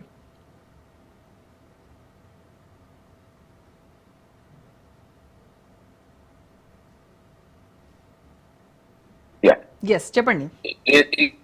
ఇంతకుముందు మిత్రులు మాట్లాడుతున్నప్పుడు కేసీఆర్ గారిని రమ్మంటే కేటీఆర్ గారు ఎందుకు వచ్చిండ్రు అని అంటున్నారు. కేసీఆర్ అయినా కేటీఆర్ అయినా రండి అని చెప్పేసి ముఖ్యమంత్రి గారే అన్నారు. అన్నారు కేటీఆర్ గారు వచ్చారు. కేటీఆర్ గారికి సమాధానం చెప్పలేకపోతే వారి ప్రతినిధిగా ఎవరన్నా పంపించాలి కానీ ఏదో మామూలుగా ఎల్బీ స్టేడియం అన్నది కూడా వారే. మరి ఇప్పుడు మామూలుగా వారు మొత్తము ఇప్పుడు మిత్రుడు వినడా వినకుండా అంటున్నాడా తెలియట్లేదు. ఇప్పుడు ఈయన వ్యక్తిగత ద్వేషణ కాదు, మీ దగ్గర అధికారం ఉంది, కాళేశ్వరంలో కమిషన్లు గిమిషన్లు అంటే మీరు విచారణ చేపట్టండి. ఆ విచారణ అయిపోయిన తర్వాత ఇప్పుడు విచారణ దశలో ఉన్నప్పుడు మీరెట్లా మాట్లాడగలుగుతారు? ప్రిజుడిస్ అవుతుంది కదా. ఆ విచారణ తేలితే ఎవరు దోషులు ఎవరు నిర్దోషులు అనేది తెలుస్తుంది. నిన్న మొన్నటి వరకు టెలిఫోన్ ట్యాపింగ్ లో రకరకాల కథనాలు సృష్టించి కథనాలు రాపిచ్చారు మీరు మీడియా ద్వారా. నిన్న హిందూ పేపర్ కూడా రాసింది. అసలు ఆ సినీ యాక్టర్లు వాళ్ళు వీళ్ళు చెప్తున్నట్టు బయట ప్రచారం జరుగుతున్నట్టు అసలు లేనే లేదు, దానికి సంబంధం లేదు అని చెప్పి. మరి దానికి ఏం సమాధానం చెప్తారు? కాబట్టి ఈ రోజు అధికారం ఉంది కాబట్టి ప్రతిపక్షం వాళ్ళని ఇబ్బంది పెడదామనో సతాయిద్దామనో ఏదో పట్టగాల్చి చేస్తే అధికారం ఉన్నప్పుడు అంటే నమ్ముతారు అని చెప్పేసి ఇంకా డెఫినెట్ గా వాస్తవాలు మాట్లాడదామని అనుకున్నారు. మీరే పిలిచారు చర్చకు, మీరే పిలిచారు. మేమేం రమ్మని చెప్పలే. మేము మాట్లాడేది మీరు మాట్లాడుతున్నాం. మీకేమైనా అభ్యంతరాలు ఉంటే మీరు ఎక్కడైనా ఏ ప్లాట్ఫామ్ మీద మాట్లాడవచ్చు. చర్చకు రమ్మని చెప్పేసి చర్చకు రాకుండా చర్చ నుంచి తప్పించుకొని వాస్తవాన్ని మళ్ళీ ఈరోజు ఇంకేదో డైవర్ట్ చేస్తే ఎట్లా? అంటే ఇప్పుడు అసెంబ్లీలో చర్చ పెడతాము, అసెంబ్లీలో చర్చిద్దాము రండి అని చెప్తున్నారు కదా. అసెంబ్లీ మైకులు కట్ చేయకుండా ఇవ్వండి. ఇప్పుడు ఎజెండా ఇవి సబ్జెక్ట్స్ అని చెప్పి ఎవరికి ఎంత టైమో అంత టైం మైకులు కట్ చేయకుండా ఇవ్వండి. యావత్ ప్రజానికం తెలుస్తుంది. ఓకే. దేశం అంతా చూస్తుంది, ఎవరైందనేది డిసైడ్ అవుతుంది. మీరు రెడ్డి కోసం మామూలుగా ప్రజాక్షేత్రంలో మీడియాను మేనేజ్ చేసి పుంకాలుగా కథలు రాపించి సృష్టించి రాసి ఎన్ని రోజులు యా మళ్ళీ గారు కొంచెం మీరు వెహికల్ ని కాసేపు పక్కన సైడ్ పార్క్ చేసుకొని మాట్లాడితే బెటర్ ఏమో, అవాస్తవాలను ఎన్నో సిగ్నల్ వీక్ గా ఉంది. ఒక పక్క యా చెప్పండి. ఆపుకుంటున్నాం మేడం. మేము ఏమంటున్నామంటే మీరు ఒకవేళ చర్చకు సిద్ధమైతే ఆ చర్చ డేట్ మీరు ఎక్కడ పెట్టినా కానీ మేము సిద్ధమే, గాంధీ భవన్ పెట్టినా సిద్ధమే, అసెంబ్లీ వేదిక పెట్టినా సిద్ధమే, ఎక్కడ మీరు చర్చ పెట్టినా ఏ సబ్జెక్టు మీద పెట్టినా మా ప్రభుత్వంలో జరిగిన విషయాల మీద కానీ మీరు ఈ రోజు వైఫల్యం చెందిన విషయాల మీద కానీ ఏ సబ్జెక్టు మీద చర్చకు సిద్ధమే. అయితే బీఆర్ఎస్ లాగా మేము ఎన్నికల ముందు పథకాలు అనౌన్స్ చేసే టైప్ కాదు, స్థానిక సంస్థల ఎన్నికలకు కాదు, చేస్తేనేమో చేయకపోతేనేమో ఇంతవరకు అమలు చేయలేదని ప్రశ్నించేది ప్రతిపక్షమే, చేస్తేనేమో ఈ రకంగా నిందలు వేస్తూ ఉన్నారు అని అంటున్నారు. అంటే బీఆర్ఎస్ లాగా దళిత బంధు హుజూర్ నగర్ ఉప ఎన్నికలు రాగానే దళిత బంధువును అనౌన్స్ చేయడము, ఈ రకమైనటువంటి ఓటు బంధు రాజకీయాలు కాంగ్రెస్ ప్రభుత్వం చేయదని చెప్తున్నారు వాళ్ళు.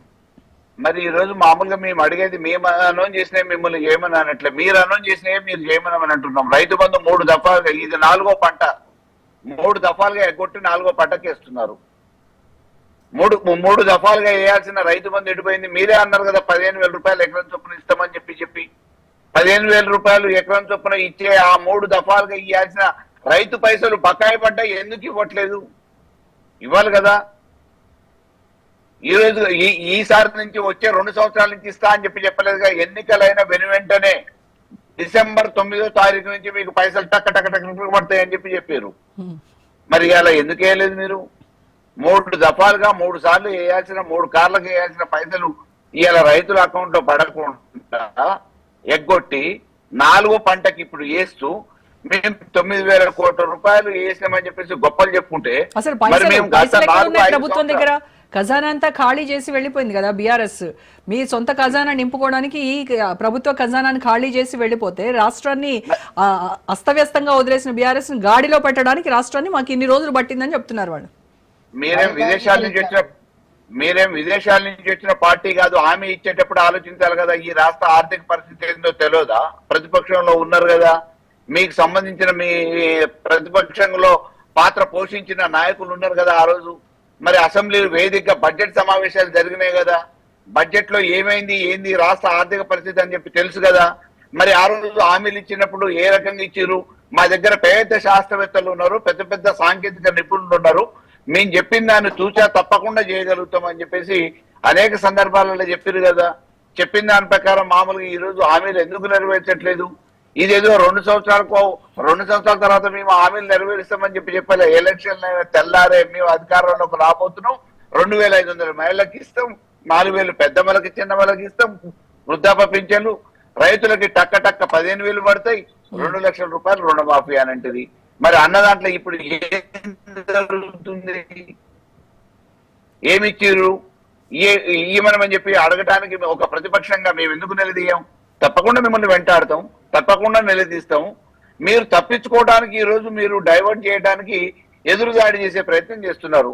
ప్రజలు ఏంది అనేది వాస్తవాలు, మా ప్రభుత్వంలో ఏం జరిగింది, ఏం ప్రయోజనం జరిగింది, ఎంత మేలు జరిగింది, మా ప్రభుత్వ పనితీరు ఏ రకంగా ఉంది అనేది ఈ రోజు మీ ప్రభుత్వ పనితీరుతో పేరు చేసుకుంటున్నారు కదా. ఎవరిది ఏంది అనేది రేపటి భవిష్యత్తులో ఏ సమయం వచ్చినా, ఏ ఎన్నికలు వచ్చినా, మనకు పరీక్షల కాలం ఎన్నికలే కదా, ఆ ఎన్నికలలో ఆ పరీక్షలలో ఎవరికి ఏం చేయాలనేది. మల్లయ్య యాదవ్ గారు, ఇందాక రామ్మోహన్ గారు మాట్లాడుతూ ఒక విషయం చెప్పారు. అంటే ఈ రోజు కేటీఆర్ ప్రెస్ క్లబ్ కి వచ్చి ఏదైతే కంపారిటివ్ స్టేట్మెంట్ ఏదైతే ఉంటుందో, అంటే మా 10 ఏళ్ల పాలన అలాగే కాంగ్రెస్ 18 నెలల పాలనలో మేం చేసింది ఏంటి, వాళ్ళు చేసింది ఏంటి అనేటువంటి ఒక ప్రోగ్రెస్ రిపోర్ట్ కైండ్ ఆఫ్ ఇది అక్కడ ప్రజెంట్ చేస్తుంటే బాగుండేది అని అన్నారు. ఇప్పుడు కాంగ్రెస్ ప్రభుత్వంలో 18 నెలల పాలనలో 600 మంది రైతులు ఆత్మహత్యలు చేసుకున్నారని చెప్పారు. మరి 10 ఏళ్ల బీఆర్ఎస్ పాలనలో ఎంతమంది ఆత్మహత్యలు చేసుకున్నారు? ఈ వివరాలు కూడా చెప్పాలి కదా. 8,000 మంది రైతులు చనిపోయారు. నేను చెప్పిన కాదు, నేషనల్ క్రైమ్ మాట్లాడు. అరే మీరు అన్నప్పుడు మీరు మాట్లాడు. ఇప్పుడు అన్ని వివరాలు ఉంటాయి కదా. మేమేమి మామూలుగా చెప్తే అదేమి వాస్తవమా కాదా అనేది నిర్ణయించడానికి ఈడ మేధావర్గం అధికార యంత్రాంగం అంత మామూలుగా ప్రభుత్వ లెక్కలు కథనాన్నించి పోయినవి. ఒకవేళ ఆ రైతు కుటుంబాలు ఏ కారణంతో చచ్చిపోయిన కుటుంబానికి 5 లక్షల రూపాయలు చొప్పున రైతు బీమా ఏ రకంగా మా ప్రభుత్వంలో అందింది, ఈ రోజు చచ్చిపోయిన కుటుంబాలను కనీసం మందలిచ్చే పరిస్థితి లేకపోగా వచ్చే 5 లక్షల రూపాయలు రాక ఆ కుటుంబ ఆసరా ఏ రకంగా కోల్పోయింది అనేది కూడా మనకు ప్రజల దగ్గర చర్చ జరుగుతుంది కదా. మేము ఆ రోజు ఏదన్నా కుటుంబం కారణం చచ్చిపోతే 5 లక్షల రూపాయల రైతు బీమా ఎవరితోని సంబంధం లేకుండా ఫైరవీ లేకుండా వాళ్ళ అకౌంట్ లో జమ అయ్యేటట్టు దాదాపుగా యావత్ తెలంగాణ రైతాంగం ఎవరు అకస్మాత్తుగా ప్రమాదవశాత్తు చచ్చిపోయినా ఇచ్చినాం. మరి ఈ రోజు 18 నెలల కాలంగా ఎంతో మంది రైతులు ఆత్మహత్య చేసుకున్నారు, రకరకాల కారణాలతో చచ్చిపోయారు. వాళ్ళకి 5 లక్షల రూపాయలు ఇచ్చిన దాఖలాలు ఇంతవరకు ఈ ప్రభుత్వంలో లేవు. రెన్యువల్ చేయలే, ఆ స్కీమ్ రెన్యువల్ చేయలే. రైట్ అండి. సో మానవతరాయ్ గారు, సో మానవతరాయ్ గారు, సీఎం కు సవాల్ చేయడం పారిపోవడం ఇవాళ కొత్త ఏం కాదు. గతంలో 2018లో ఆయన ఎలాంటి సవాళ్ళు ఇస్తున్నాడు, ఆ తర్వాత ఏం చేశాడు ఇవన్నీ చూసాము అని చెప్పేసి కూడా మాట్లాడారు బీఆర్ఎస్ నేతలు. ఇప్పుడు పారిపోయింది కేటీఆర్ గారు. శ్వేత సవాల్ లేదా వైట్ ఛాలెంజ్ అని రేవంత్ రెడ్డి గారు టీపీసీసీ అధ్యక్షుడుగా కేటీఆర్ కి సవాల్ విసిరారు. మంత్రిగా విసిరితే ఆ సవాల్ని కొండా విశ్వేశ్వరరెడ్డి గారు కూడా విసిరారు. అమరవీరుల స్తూపం దగ్గర రాండి, మాదక ద్రవ్యాల అంశంలో మేమందరం రక్త నమూనాలు గోల్డ్ పరీక్షలు ఇస్తాం, మేము సిద్ధంగా ఉన్నాం రక్త పరీక్షలకు, మీరు సిద్ధంగా ఉంటే అమరవీరుల స్తూపం దగ్గర రమ్మని సవాల్ విసిరారు. మరి కొండా విశ్వేశ్వరరెడ్డి గారు వచ్చారు, మరి కేటీఆర్ గారు ఎందుకు రాలేదండి? బాధ్యతాయుతమైన మంత్రి పదవిలో ఉన్నారు కదా. ఆ రోజు మాదక ద్రవ్యాలు అరికట్టాలనే ఉద్దేశంతో మనం అందరం కూడా ఆదర్శంగా ఉండాలి, యువతకు ఆదర్శప్రాయంగా ఉండాలని చెప్పి రమ్మంటే ఆ రోజు పలాయనం చిత్తగించిండు కేటీఆర్ గారు. ఇవాళ కూడా ఆయన నిజంగా మాట్లాడితే ఈ రోజు సరే మీరు సవాలు విసిరారు, మేము సవాల్ స్వీకరిస్తున్నాం, మీరు రమ్మనండి, మీరే సవాలు విసిరారు కాబట్టి మీరు చర్చకు ఎక్కడ రమ్మంటారు రమ్మనండి అంటే నిజంగా అది ఒక అర్థం. అంతేగాని ఏనే సవాలు విసిరిన వాళ్ళకే ప్రతి సవాలుగా నేనే ఇక్కడ రమ్మంటున్నా, సోమాజీ కూడా ఒక రాండి అని చెప్పి సోమాజీ కూడా ప్రెస్లోకి ఒక మంచి మందిని పట్టుకొచ్చి ఆడ నిజంగా చర్చ జరిగినట్టు లేదు, రచ్చ చేసినట్టు చేసింది వాళ్ళు, చర్చ చేసినట్టు కాదు, రచ్చ చేసే ప్రయత్నం చేశారు, రౌడీజం చేసే ప్రయత్నం చేశారు. అంతమంది అవసరమా చెప్పండి? మీరు కూడా అన్నారు కదా, మరి సీఎం కూడా ఎల్బీ స్టేడియం కి కార్యకర్తలతో వస్తానని చెప్పారు కదా, ఎల్బీ స్టేడియంలో చర్చకు రండి కార్యకర్తలతో వస్తానని చెప్పారు కదా. సహనం కోల్పోతున్నారు. వీళ్లకు వ్యతిరేకంగా అంటే వాస్తవాలు చెప్తుంటే మీడియాలపైన దాడి చేస్తున్నారు. మిగతా మీడియాలపైన అధికారంలో ఏ విధంగా బెదిరించారో ఇప్పుడు దాడులకు పాల్పడుతున్నారు. కాబట్టి కాంగ్రెస్ పార్టీ 18 నెలల కాలంలో రైతు అన్నదాతలకు 1,04,000 రూపాయలని మేము వాళ్లకు వివిధ పథకాల ద్వారా అందించడం. దీని మీద చర్చ జరగాలి కదా. రామ్మోహన్ గారు అన్నట్టు 10 ఏళ్ల కాలంలో వాళ్ళు ఏం చేశారు, 18 నెలల కాలంలో మేమేం చేశారు, దాని మీద మాట్లాడినట్టయితే బాగుండేది. కానీ రాజకీయ ప్రసంగాలు చేసి పసలేని మాటలు మాట్లాడి ఇష్టం దిగజారిన చిల్లర మాటలు మాట్లాడి దిగజారిపోయారు అక్కడ నుంచి. కాబట్టి ప్రజలు కూడా అందుకే మేమేమంటున్నాం, ఇప్పటికీ మించిపోలేదు. అసెంబ్లీ సమావేశపరిస్తే అన్ని పార్టీల నాయకులు ఉంటారు, బీజేపీ వాళ్ళు ఉంటారు, టిఆర్ఎస్ లో ప్రతిపక్ష నాయకుడు రావాలా, మీరు రావాలా, మా ఎమ్మెల్యేగా మీరు, సిరిసిల్ల ఎమ్మెల్యేగా మీరు రావాలా, అందరూ వచ్చి మాట్లాడితే అక్కడ 10 ఏళ్ల పాలన పైన మీరేం చేశారో 18 నెలల కాలంలో మేమేం చేసినాం అనేది ప్రజలందరికీ వాస్తవాలు చెప్పారు. అట్లా కాకుండా తప్పించుకునే విధంగా ఆడలేక పాత గజ్జలు అన్నట్టు, ఆడలేక మధ్యలో ఊడన్నట్టు ఆయన మాటలు చూస్తే స్పష్టమైంది. రాజకీయ ప్రసంగాలు కదా, ఆడికి వచ్చి నిజంగానే నీ 10 ఏళ్ల అభివృద్ధిని ఆడ ప్రదర్శించినట్లయితే బాగుండేది. అట్లా కాదు, రాజకీయ మాటలు మాట్లాడి స్థాయి ముఖ్యమంత్రి గారిని మాట్లాడి నీ స్థాయి తగ్గించుకున్నావు అంటారు. సరే, స్థాయి సంగతి పక్కన పెడదాం మానవతరాయ్ గారు. రైట్, ఎరువుల కొరత ఇప్పుడు రైతుల్ని తీవ్రంగా ఇబ్బందులు పెడుతుంది. ఒక ఆధార్ కార్డు మీద ఒక ఎరువులు బస్తా ఇస్తామని చెప్తున్నారు, వాళ్ళు క్యూ లైన్ లో నిలబడి నానా పడిగాపులు పడుతూ ఉండే ఒక బస్తా వస్తోంది. సో ఈ ప్రాబ్లం నుంచి ఓవర్కమ్ అవ్వడానికి కాంగ్రెస్ ప్రభుత్వం ఇమీడియట్ గా ఏం చేస్తుంది చెప్పండి ఫస్ట్. ఇప్పుడు ఎరువుల కొరత అనేది లేనే లేదు. ఎరువు రైతులు ఏంటంటే అత్యుత్సాహ అందరూ ఒకేసారి కావాలి, క్రమ పద్ధతిలో కాకుండా వాళ్ళు వస్తున్నారు. ఈ సమస్య మొత్తం రైతులకు సరిపడా టన్నుల యూరియా మన దగ్గర ఉన్న ఎరువులు ఉన్నాయి మన దగ్గర. ఇది బీఆర్ఎస్ 10 ఏళ్లలో కూడా అక్కడ పుస్తకాలు రైతుల యొక్క వస్తువులు గొడుగులు పెట్టి కూడా రైతులు కూడా ఇబ్బందులు పడ్డారు. మ్యూట్ లో పెట్టారు దయచేసి మీరు. కృత్రిమ ఉద్యమాలు చేసి ఈ విధంగా రైతుల పేరు చెప్పి ఏ ముఖం లేక ఈ రోజు ఈ రకంగా కేసుల నుంచి పక్కదారి పట్టించే ప్రయత్నాలు వాళ్ళు చేస్తున్నారు. కాబట్టి మేము ఏమంటాం అంటే ఎరువులు ఉన్నాయా, ఇస్తున్నామా లేదా, సరఫరా చేస్తున్నామా లేదా, మేము అన్నదాతలకు 1,04,000 కోట్ల రూపాయలు వాళ్ళకి ఇచ్చినవా లేదా అనేది మనం నిరూపించాలని చర్చకు రమ్మంటున్నాం. 60,000 ఉద్యోగాలు నిరుద్యోగులకు ఇచ్చినవా లేదా అనేది ఇచ్చినవా లేదా అంటే చర్చకు రమ్మంటున్నాం. చర్చకు రమ్మంటే, అసెంబ్లీకి రమ్మంటే సోమాజీ కూడా ప్రెస్ క్లబ్ లో పోయి ప్రెస్ మీట్ పెడితే ఏమొస్తుంది? ఏం నిరుపయోగం. సమయం వృధా అంటే మిగతా కార్యకర్తల సమయాన్ని వృధా చేయటం, ఆయన సమయాన్ని వృధా చేయటం. అసెంబ్లీ అయితే అర్థవంతమైన చర్చ జరుగుతుంది. కాబట్టి అక్కడ తప్పించుకోలేరు. మీరు అసెంబ్లీలో చర్చకు వాళ్ళు సిద్ధంగా ఉన్నారు కానీ మీరు మైకులు కట్ చేయకుండా వాళ్ళకి టైం ఇవ్వాలి కదా. ఎందుకు మైకులు కట్ చేస్తామండి? ఎవరి వాదనలో వాళ్ళు ఇప్పిస్తారు అక్కడ. గతంలో వాళ్ళ లెక్క మేమేం చేయాలి? కాంగ్రెస్ నాయకులు గొంతు నొక్కినట్టు, కాంగ్రెస్ నాయకులు సస్పెండ్ చేసినట్టు, ఇదే సంపత్ కుమార్ గారిని, కోమటిరెడ్డి వెంకటరెడ్డిని బయటికి నెట్టినట్టు మేము నెట్టలే. వాళ్లకు పారదర్శకంగా అవకాశం ఇచ్చినాము. వాళ్ళకి అందరికంటే తెప్పిద్దాం. మన రాజనీతిలో రేపు కూర్చుందాం. నేను రేపు మధ్యాహ్నానికి, రేపు ఎట్లాగో మాకు వీటి మీద గోదావరి కృష్ణా జలాల మీద ఉత్తమ్ కుమార్ రెడ్డి గారు, రేవంత్ రెడ్డి గారు press meet power point presentation ఉంది. కాబట్టి ఒకవేళ రేపు ఉదయం నేను మధ్యాహ్నానికి, ఒకవేళ 3 గంటలకు అది ఉంది, 1 గంటకు మీ స్టూడియోకి వస్తాను. అసెంబ్లీలో హరీష్ రావు గారికి ఎంతసేపు ఎంత సమయం ఇచ్చినాం, కేటీఆర్ గారు ఎంత మాట్లాడిండు, వాళ్ళు ప్రతిపక్ష నాయకుడు ఎన్నిసార్లు అసెంబ్లీకి వచ్చిండు అనేది కూడా చర్చ చేద్దాం. మరి రేపు ప్రత్యేకంగా దీని మీద పెడదాం. ప్రతిపక్ష నాయకుడు బాధ్యతలు ఏంది, వాళ్ళ జీతాలు తీసుకుంటూ ఫామ్ హౌస్ లో పడుకోవచ్చా అనే దాని మీద కూడా చర్చ పెడదాం. మరి ఇంత అవకాశం ఇస్తుంటే అవకాశాన్ని దుర్వినియోగం చేసుకునేది వాళ్ళు. అవకాశం ఇస్తే అసెంబ్లీ చట్టసభల యొక్క సమయాన్ని దుర్వినియోగం చేసేది వాళ్ళు. మాట్లాడకుండా వాళ్ళే ఎక్కువ మాట్లాడలేదంటారు. అంటే అసెంబ్లీకి రావడం ఏంది? ఏం వంక అంటే మా గొంతు నొక్కుతారు. మీ గొంతు నొక్కం. టీవీలు ఉంటాయి, అన్ని టీవీలు, అందరు రాష్ట్ర వ్యాప్తంగా ఉన్నటువంటి ప్రజల టీవీలు అన్ని కూడా చూస్తుంటారు. దమ్ము ఉంటే చర్చకి రమ్మని అంటాను. ఇప్పటికి కూడా మేము వెనక్కి ప్రసక్తి లేదు, తగ్గేదే లేదు. అసెంబ్లీ స్పీకర్ ఉంటారు. రామోహన్ గారు టైం అయితే చెప్పండి. రామోహన్ ఎందుకంటే ఆరోపణలు ప్రత్యారోపణలు జరుగుతూనే ఉంటాయి. అసలు నెక్స్ట్ టైం చర్చ మాత్రమే జరిగి రచ్చ జరగకుండా ఉండాలి అని అంటే, అలాగే రైతులకు ప్రయోజనం కలగాలంటే ఏం చేయాలంటారు చెప్పండి. చెప్తాను. ఇప్పుడు ఆత్మహత్యల మీద ఇప్పుడు ఒక రకంగా చెప్పాలంటే బీమా ఉంది కదా. ఈ 600 మంది చచ్చిపోతే 600 మందికి బీమా అందిందా తెలిస్తే అయిపోద్ది కదా. ఆత్మహత్యల సంగతి తెలిసిపోద్ది కదా, లెక్క ఉంటది కదా. ఒకటి అంతకుముందు కూడా ఒకటి. రెండోది ఏంటంటే, ఇప్పుడు మీరు ఫస్ట్ ఎక్కడికి రమ్మన్నారు? ఎల్బీ స్టేడియం రమ్మన్నారు. ఎల్బీ స్టేడియం అంటే ఈయన ఇక్కడికి పోయింది. ఇద్దరు తప్పే అంటున్నాను. రేపు పొద్దున అసెంబ్లీ సాక్షిగా జరిగితే అసెంబ్లీ ఎవరు పెట్టాలి? ప్రతిపక్షం పెట్టదు కదా. మానవతరాయ్ గారు మీ మీద బాధ్యత ఉంది అంటున్నాను. మొదలు చెప్పింది కూడా బంతి మీ కోర్టులో ఉంది. మీరు అసెంబ్లీ సమావేశం పెట్టండి, అక్కడ చర్చించండి. ఈ రోడ్ల మీద బజార్లు చర్చ నల్లాకాడి పంచాయతీ కాదు. ప్రజలు చూడడానికి కూడా ఇష్టపడతారు. ఒక్క మాట, ఇప్పుడు అసెంబ్లీ పెట్టాల్సి మీరు డిమాండ్ చేస్తున్నారు. అసెంబ్లీ పెట్టాల్సి మీరా లేకపోతే ఎవరు? నేనన్నా కాదు, మా మంత్రులు, మా నాయకులు అన్నారు. అందుకే అసెంబ్లీ పెట్టమంటున్నారు. ముఖ్యమంత్రి గారు మాటగా చెప్పారు. ఇప్పుడు కేటీఆర్ గారు, కేసీఆర్ గారు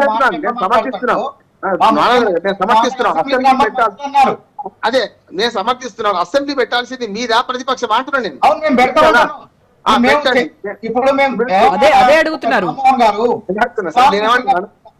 గారు, రేవంత్ రెడ్డి గారు సవాలు విసిరారండి. మీరు ఎక్కడికి వస్తారు రండి అన్నారు. సోమాజీ ఎల్బీ స్టేడియం రమ్మన్నా. ఎల్బీ స్టేడియం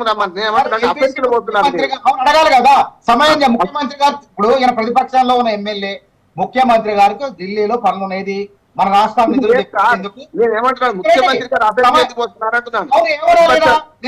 రామ్మోహన్ గారు వినండి. కేటీఆర్ గారు చిత్తశుద్ధి ఉంటే నిజంగానే మమ్మల్ని పిలిచారు చర్చలకు. సమయం, తేదీ చెప్పండి, ఎక్కడ రావాలో మేము వాడికి వస్తాం, సిద్ధం అని చెప్పాలా. ఇప్పుడు కూడా అదే అడుగుతున్నారు కదా మనోతరాయ్ గారు. ఇవాళ కేటీఆర్ మళ్ళీ అదే చెప్పారు.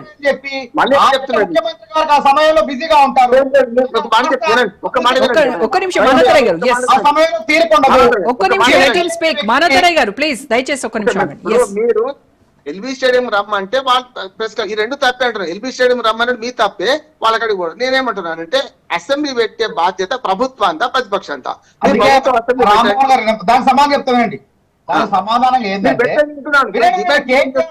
రామ్మోహన్ గారు, కేటీఆర్ గారు ప్రతిస్పందిస్తూ ఏం చేయాలా?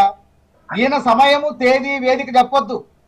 ఓహో, కేటీఆర్ మన ముఖ్యమంత్రి గారు మీరు తీరిక లేకుంటారు వివిధ ప్రభుత్వ అభివృద్ధి కార్యక్రమాల్లో, మీరు సమయము చెప్పండి, చర్చ ఎక్కడ, వేదిక ఎక్కడో చెప్పండి అంటే అసెంబ్లీ అంటున్నాను. మళ్ళీ మీరు వేదిక ఎక్కడ అంటున్నారు? అసెంబ్లీ సమావేశం పెట్టాలని చెప్పండి. మీరు ప్రతిపక్షం లేరు. మనోతరాయ్ గారు ఈ రోజు కేటీఆర్ చెప్పింది కూడా మళ్ళీ అదే. ఇప్పుడు డేట్ మీరే చెప్పండి, ప్లేస్ మీరే చెప్పండి. మీ జూబ్లీహిల్స్ ప్యాలెస్ కి రమ్మంటే వస్తాము, అసెంబ్లీకి రమ్మంటే వస్తాము. రామ్మోహన్ గారు, ముఖ్యమంత్రి గారు వ్యూహం పన్నారు, వ్యూహంలో చిక్కుకున్నారు. తప్పకుండా అసెంబ్లీకి రప్పిస్తాం వీళ్ళని. అసెంబ్లీలో మొత్తం వీళ్ళు ఏం చేశారో దుర్మార్గాలన్నీ కూడా కడిగేస్తాం. ఓకే, ఎవరిని ఎవరు కడుగుతారో ప్రజలైతే ఖచ్చితంగా చూస్తారు. వాళ్ళు కూడా వచ్చి మాట్లాడమనండి. Yes, ఖచ్చితంగా. ప్రజాస్వామ్యంలో అసెంబ్లీకి మాత్రమే sir. Yes exactly. Thank you so much Rammohan Rao garu, Manotharayya గారు, థ్యాంక్ యూ అండి, బొల్ల మల్ల యాదవ్ గారు, థ్యాంక్ యూ సో మచ్. మొత్తానికి రుణమాఫీ అయినా, రైతు భరోసా అయినా, ఇందిరమ్మ ఆత్మీయ భరోసా అయినా, ఏదైనా సరే ఊరించి ఉస్సూరు అనిపించింది ఈ రేవంత్ సర్కార్. యథా రాజా తథా ప్రజ అన్నట్టే ఉండటంతో అన్నదాతల బతుకులు అగమ్య గోచరంగా తయారయ్యాయి. ఇప్పటికైనా సరే రాజకీయ విమర్శలకు పోకుండా క్షేత్రస్థాయిలో ఉన్నటువంటి రైతు సమస్యలపైన ప్రభుత్వము పరిష్కరించాలి, ముందడుగు వేయాలి. ఆ దిశగాని ఆశిద్దాం. ఇది వాటి special debate. Stay tuned Raj news.